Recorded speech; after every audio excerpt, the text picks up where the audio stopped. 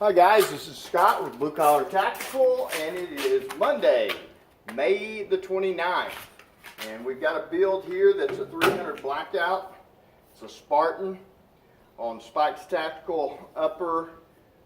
It's got a ESS 8.5-inch barrel, and we've enclosed it with a GunTech handguard, and it's got the SigTac version 2 brace on it. And this will be a function test. And this is a 300 blackout EOTech as well on top. So we'll do a little function test and see how she runs.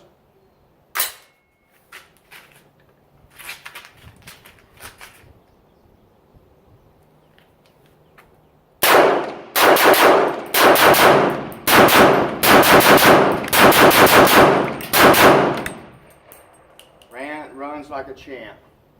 Very nice. Good gun.